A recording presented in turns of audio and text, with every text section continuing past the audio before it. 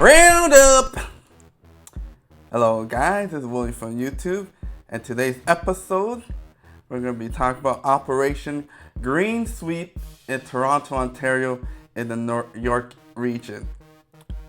Now this was a major drug bust in the Toronto area. Now what they did with the drug bust is that they shut down a lot of these indoor and outdoor grow-ops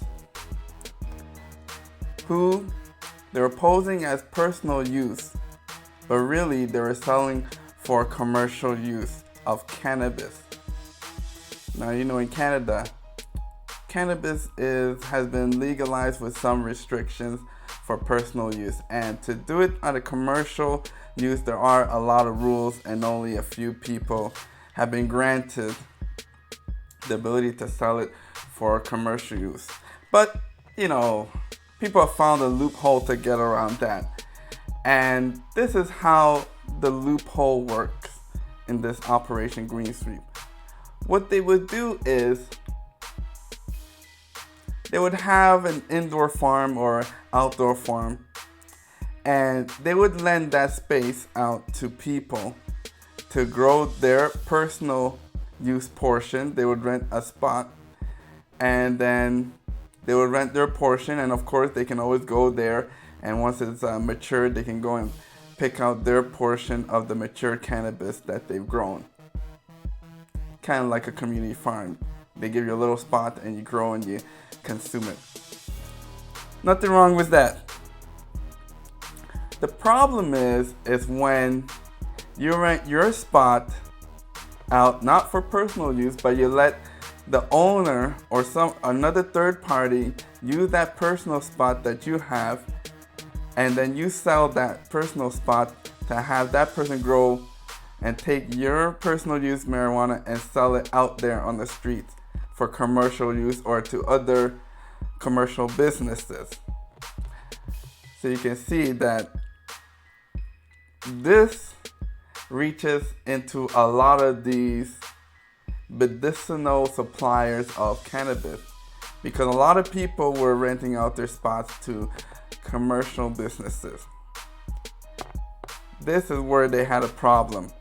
So they went in and they seized at least 1,800 kilograms of cannabis, which is a street value of 150 million cannabis if they sold that on the street. But remember, this is for personal use. So it also allows you to store a certain amount for personal use.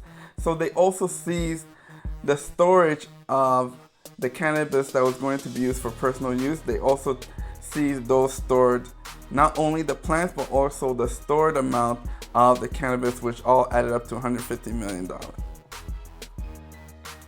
Now, you know, this shared crowd farming is almost like the group insurance, where you have 10 or 15 people, they join into a car group insurance to get a low rate, and everybody pays into their portion of the group car insurance. So it's great for people that would get high insurance quotes. They can share the insurance rate amongst 10, 15 people. That's where the idea is pretty much similar to that, you know, one bad egg can still have a good car insurance rate. So now, I understand that part, but the part I don't understand is why they had to seize the 3 zebras and 2 kangaroos. I looked up kangaroos, and you know, they're worth about $2,000-$3,000. If you want a real kangaroo as a pet, it is allowed in Canada to have kangaroos as a pet. I couldn't find where it says zebra is not allowed to have as pet. So I was wondering why they would seize the kangaroos or zebra, but maybe they're seizing it because it was bought with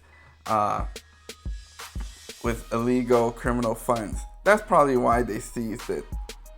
But that was weird, because usually you hear alligators protecting your goods, but I don't know why they use zebras and kangaroo, but that was all weird. They also seized a whole bunch of crossbows and weapons, the usual stuff.